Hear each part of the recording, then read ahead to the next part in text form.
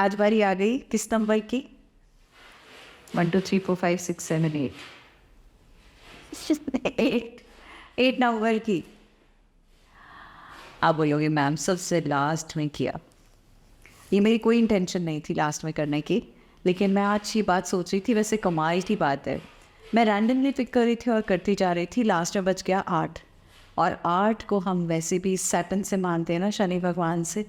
तो शनै शनै, I think that is the reason, one reason why थोड़ा सा ये लास्ट में आया।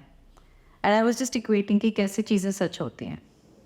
तो आज की वीडियो मैं आपके लिए बहुत स्पेशल वाली बनाने वाली हूँ, अलग से स्पेशल वाली बनाने वाली हूँ, बहुत अच्छे से उसमें बहुत सारी चीज़ें जोड़ के बनाऊँगी। I'm a mother, teacher, guide and a friend, and these are my life lessons. I'm Dr. Neeti Kaushik and welcome to my channel Nitty Gritty with Dr. Neeti Kaushik. मैंने अपनी डेट ऑफ बर्थ लिखी है 21 नवंबर, 21 नवंबर यानी मेरी date of birth है। तो date और month लिख दिया। इसके बाद हम आए किस पे, 2 डिजिट्स उस ईयर की जिसके बारे में हम जानकारी चाहते हैं। कौन सा ईयर है? 2024। तो हमने क्या लिया? 2024 नहीं लेंगे, हम सिर्फ 24 लास्ट के 2 नंबर्स लेंगे। अब यहीं पे पॉज करेंगे और कैलेंडर पे जाएंगे, कैलेंडर खोल के देखेंगे हमारा अगले साल डेट, हमारी बर्थ डेट कौन से डे पे पड़ रहा है। मेरा बर्थडे सन 2024 में थर्सडे को पड़ रहा है।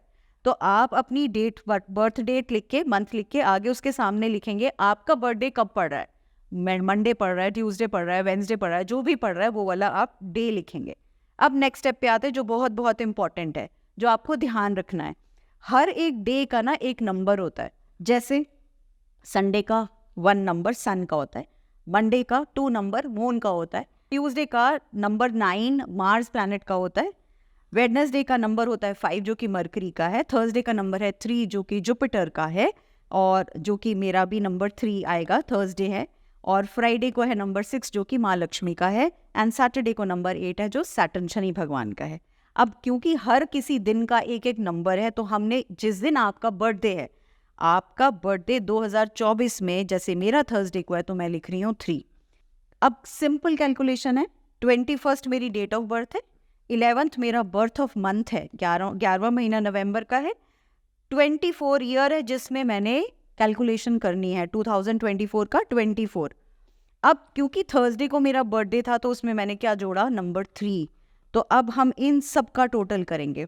21 प्लस 11 प्लस 24 प्लस 3 टोटल बना 59, प्लस 5 क्या बना? 14, 4 प्लस 1 क्या बना? 5। यानी मेरा पर्सनल ईयर नंबर अगले साल है 5। तो अगर आपका 8 है नंबर, तो आप किसी चीज़, जैसे 8 किसका नंबर है? इन्फिनिटी का नंबर है ना, हम जानते हैं, इनफाइनाइट चीज़ें।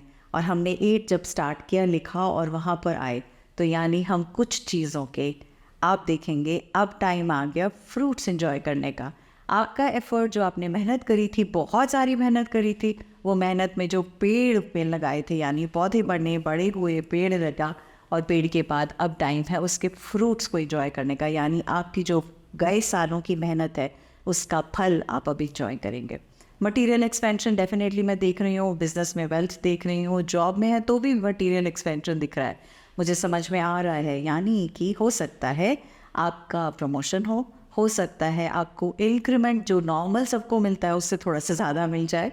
एंड अगर आप बिज़नेस में हैं तो वेंचर्स के अंदर जो काम कर रहे हैं उन चीज़ों में इजाफा होते हुए मुझे नज़र आ रहा है। अगर कोई पुराने लीगल डिस्प्यूट्स थे जो चल रहे थे, जिनके लिए आप सोचते थे क्या होगा, कैसा होगा, कैसे नहीं होगा, वो सारे के सारे अब आपके फेवर में होते हुए दिख रहे हैं। बट इसके लिए एक ना छोटा सा स्टार लगाऊंगी मैं कंडीशंस अप्लाई का। जानते हैं वो स्टार क्या है? वो कंडीशंस अप्लाई ये हैं कि जो भी डिस्प्यूट्स चल रहे थे वो 99.9% आपके फेवर में है, पर जो 0.1% है ना, उसमें हमें कुछ चीज़ों का ध्यान रखना है। अगर आप चाहते हैं चीज़ें जल्दी से आपके फेवर में हो और अच्छे से हो और प्रॉपरली हो और कंप्लीट जस्टिस मिले आपको, तो उसके लिए आपने नंबर 1 हर सैटरडे को कोशिश करनी है किसी रोते हुए को हंसाया जाए, किसी दुख या तकलीफ़ भरे इंसान के लिए कुछ किया जाए।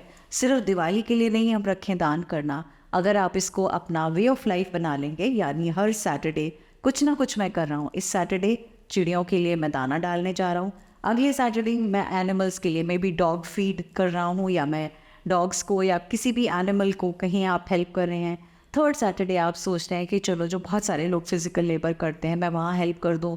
चौथा सैटरडे आप सोचते हैं चलो क्यों ना इस बार मैं गुरुद्वारे में या किसी ऐसी जगह पे जाके सेवा करूँ, जूतों की सेवा करूँ, पोछा लगाने की सेवा करूँ, किसी ऐसे धर्म स्थान पे जहाँ पे भी काम होता है, बैठते हैं आप, जाते हो, पूजा पाठ करते हो, थोड़ी देर बैठते हो, ध्यान लगाते हो, उस जगह को हम क्लीन करें, साफ़ सफाई कर दें, उसको थोड़ा सा एक न्यूनेस और एनर्जी दे दें। तो जो भी आप इनमें से करते चले जाएंगे ना, बहुत सारी चीज़ें आपके फेवर में आने लगेंगी। हालांकि ये वाला जो पॉइंट है ना, ये मुझे आपको लास्ट में बताना था, बट एनी हाउ अभी इसलिए बताया कि आप मेंटली प्रिपेयर्ड हो जाएं। अब आती हूँ मैं बहुत एक इम्पॉर्टेंट पॉइंट पे, ये है आपका माइंडसेट। जो सैटर्न के साथ, क्योंकि आपका नंबर 8 है और आप 8 की तरह अप एंड डाउन जाते हो लाइफ में, तो जब जब आपका माइंडसेट नीचे भी हो तो भी माइंडसेट को ऊपर रखना है। यानी आपने किसी भी चीज़ को उस तरफ इंटेंट नहीं देनी, या उस तरफ कहते हैं ना लेंस का डायरेक्शन नहीं करनी जो आपको नेगेटिव सोच में दिलाए। तो आपको अपने माइंडसेट पे हर रोज़ काम करना है, हमेशा और हर रोज़। यानी सवेरे उठ के आपको स्क्रिप्टिंग करनी है। टू डू लिस्ट आप बनाते हैं ना, तो इसी तरह से एक छोटा सा, today I feel I have that strength to accomplish my goals. ये मैं आपको एक एग्जाम्पल बता रही हूँ, आप इस तरह से कुछ सोचें, and I am going to be seeing those culminated by the end of the day. आप जब अपने आप को ये समझाते हैं, बोलते हैं, आप इस तरह की विश करते हैं, लिखते हैं, तो आपको क्या दिखाई देने वाला है? आपको दिखाई देने वाला है कि आपकी चीज़ें साकार बहुत जल्दी से होंगी। आप अपने आप को बहुत पावरफुल और डायनामिक मास समझेंगे। मतलब आपको ऐसा लगेगा कि कुछ तो मेरे अंदर एक अलग सी स्ट्रेंथ है, कुछ तो मेरे अंदर एक अलग सी एनर्जी है। बट इसका मतलब बिल्कुल नहीं है कि आप हवा में उड़ने लग जाएं, यानी आपकी ईगो इन्फ्लेट हो जाए और आपको ऐसे लगने लगे मैं ही सर्वोसर्वा हूँ। ऐसे में फिर एक तमाचा आता है सैटर्न का, बहुत ज़ोर से लगता है, और फिर रियलाइज़ होता है कि ईगो नहीं पालनी। तो ये जो इन्फ्लेटेड ईगो है, इसको हम थोड़ा सा नीचे रखेंगे। और अगर आपको ऐसा लगता है कि हम बहुत बड़ी बड़ी बातें मैनिफेस्ट कर रहे हैं और हम करते आए हैं, वो मैनिफेस्टेशन मेरी कहीं ना कहीं कुछ तो हो रहा है, उस तक नहीं पहुंच रही, तो उसके लिए एक सिंपल सा सॉल्यूशन, ब्लू एपेटाइट। ये मेरा सबसे ज़्यादा फेवरेट क्रिस्टल है इन टर्म्स ऑफ मैनिफेस्टेशन, और आप हमेशा मुझे पहने हुए देखेंगे। तो ब्लू एपेटाइट की ब्रेसलेट, ब्लू एपेटाइट की जाप माला जिससे मैं जाप करती हूँ, वो ब्लू एपेटाइट एक तरह से हमेशा आपको, कहते हैं ना, जो सोच है जो यहाँ से आप बोल रहे हो और जो यहाँ से सोच रहे हो, वो सब चीज़ें इंट्यूशन को स्ट्रॉन्ग करेगी, आपकी मैनिफेस्टेशन प्रोसेस को स्पीडन अप करेगी, और वो चीज़ें आप सार्थक होते हुए देखेंगे। एक चीज़ हो सकती है ऐसे में आपकी पेशेंस टेस्ट हो। नो डाउट हम मैनिफेस्टेशन जर्नी में जब जाते हैं या हम कोई भी मैनिफेस्टेशन टेक्निक अपनाते हैं तो हम अलग अलग तरीके यूज़ करते हैं। 369 होता है, 555 है, पिलो मैनिफेस्टेशन है, वाटर मैनिफेस्टेशन है, इन्यूमरेबल तरीके हैं जो हम यूज़ करते हैं। और जब उस तक नहीं पहुंचते तो हमारे को लगता है हमारी पेशेंस टेस्ट हो रही है, किया तो मैंने सब कुछ था पर क्यों नहीं हो रहा। तो उसके लिए दो सॉल्यूशंस, एक तो क्या बताया मैंने, माइंडसेट को अपना कंट्रोल में रखने के लिए, माइंडसेट को फोकस रखने के लिए, माइंडसेट इधर उधर तितर बितर ना जाए, उसके लिए आप पायराइट यूज़ कर सकते हैं। बड़ा सा पीस ले लें, छोटा पीस ले लें, उसके साथ थोड़ी देर बैठें, या पायराइट की एंजल ले लें और आँख बंद करके उसके साथ मेडिटेट करें सोने से पहले और सवेरे उठ के। वो है जो आपको फोकस देगा और आपके लिए अपॉर्चुनिटीज़ क्रिएट करवाएगा। सैटर्न का स्टोन है, क्रिस्टल है, डेफिनेटली आपके लिए करेगा ही करेगा। अपने दिमाग को ठहराव लाने के लिए हमें थोड़े से फल और हरी सब्जियां खानी हैं। आप कोशिश करिएगा पूरे दिन में, एंड ऑफ द डे ये सोचने की आज पूरे दिन में क्या मैंने 7 कलर के फल सब्जियां खाए, यानी कोई भी रेड कलर का, ग्रीन कलर का, येलो कलर का, वाइट कलर का, जो से हमारी विबग्योर के 7 कलर्स हैं, उन कलर्स का कोई भी फूड, पैक्ड नहीं, जंक्ड नहीं, प्रोसेस्ड नहीं, मैं नेचर की बात कर रही हूँ, क्या कोई सा फल या सब्जी उन 7 में से अगर आपने 4 पे भी टिक लगा दिया ना हर रोज़ का, तो आप मानकर चलिएगा आपकी मेंटल हेल्थ बड़ी अच्छी से रहने वाली है और आप शांति से अपनी चीज़ों को कर पाएंगे। तो ये जो छटपटाहट और वो हो जाता है ना, तो रेस्टलेसनेस, उस चीज़ों से आप दूर रहेंगे। अब ये तो मैंने बहुत सारी एडवाइसेस साथ साथ में दे दी, क्योंकि मुझे दिख रहा था वो चीज़ें आप अचीव करोगे, और कहीं लगे मैम नहीं हुई अचीव, तो उसका ना होने का भी मैंने आपको रीज़न समझा दिया जो आपके अच्छे से समझ में आ गया। क्योंकि ये साल आपका है, आपके लिए भरपूर चीज़ें आने वाली हैं। तो ऐसे में 1-2 चीज़ें छोटी छोटी मटीरियलिस्टिक आउटकम्स के साथ में चिपक मत जाना, वो एक बाय प्रोडक्ट है। हम जब भी किसी के लिए कुछ करते हैं ना, तो वो एक बाय प्रोडक्ट की तरह से हमारे को अपने आप मिलता है, राइट। पर आप किसी के लिए कुछ करो सिर्फ इसीलिए कि मुझे क्या मिलेगा, इसके लिए मैं अच्छा कर रहा हूँ, बदले में मुझे क्या मिलेगा, तो आई एम सॉरी, सृष्टि ऐसे काम नहीं करती। सृष्टि काम करती है आप किसके लिए क्या कर रहे हो और वापस से आपको क्या मिल रहा है। दूसरी चीज़, डोनेशन की मैंने पहले ही बात की है, आपको मैंने बताया है आप डोनेशंस करेंगे, मतलब आप हर सैटरडे के लिए टू डू लिस्ट के अंदर हर सैटरडे कुछ ना कुछ काम करेंगे, किसी की हेल्प करेंगे, फिज़िकल लेबर से हेल्प कर सकते हैं, किसी के लिए कुछ काम कर सकते हैं। खाली ये नहीं, मैं बहुत घरों में देखती हूँ कि बोलते हैं कि आए और कि इसको प्लेट को हाथ लगा दीजिए, इसमें क्या है, दान का सामान है। तो जी जो इंसान वहाँ बैठा हुआ है बड़ा अपने आप को प्लेट को हाथ लगा दिया कि ठीक है अब दे दो, तो आपको क्या लगता है, आप वहाँ बैठे बैठे और अपनी प्लेट को हाथ लगा दिया और आपका दान हो गया, वो आपके खाते में लिखा गया? बिल्कुल भी नहीं। ये गलतफहमी में मत रहा करो।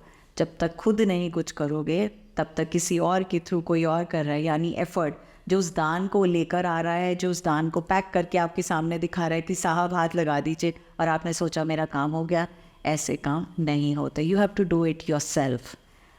कोविड का टाइम याद है, सब कुछ खुद करना पड़ा था ना, थोड़े दिन तो बड़ी डिफ़िकल्टी हुई थी, उसके बाद मज़ा आने लगा था। That is what I want to tell you here.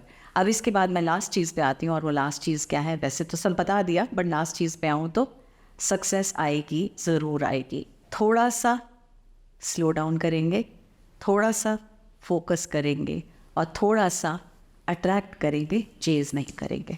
और जितना भी आएगा ना, उसमें से 1/10 दूसरों के लिए ज़रूर करना, क्योंकि उससे आपका साइकिल आगे आगे आगे आगे बढ़ेगा। कहीं आपको ऐसे लगता है कि ना नेगेटिविटी ज़्यादा आ गई है घर में, या बातों में, या माहौल में, या किसी भी तरह से, तो इसके लिए मैं आपको 2 सजेशंस दे रही हूँ। एक तो 7 चक्रा का ट्री आप लगा सकते हैं ताकि घर में अबंडेंस रहे पूरे परिवार में। दूसरा, ब्लैक टर्मोलिन एंड सेलेनाइट, इन दोनों का हैंगिंग बहुत कमाल का काम करता है। आप अपने घर की एंट्रेंस पे कहीं पे भी लगा दीजिएगा, एटलीस्ट जो भी अंदर आ रहा है वो नेगेटिविटी बाहर ही, मतलब बाहर छोड़ता हुआ ही अंदर आएगा इंसान। आप अपने घर में लगा सकते हैं, आप अपने कमरे में लगा सकते हैं, आप कहीं पे भी इसको यूज़ कर सकते हैं। मैजिकल इम्पैक्ट होता है और हमें एहसास नहीं होता, लेकिन आपको तुरंत से कैसे एहसास होगा, आप बाहर हैं और उसके बाद जब अंदर आएंगे आपको दोनों की एनर्जीज़ और जोन में फ़र्क आएगा। तो ये यहाँ से हुई हमारी सीरीज़ को हम दी एंड करते हैं, पर्सनल ईयर नंबर की सीरीज़ को। Thank you so much for giving lots and lots of love to this series, and lots of love to this channel, and loving and helping me to grow. Thank you. God bless you.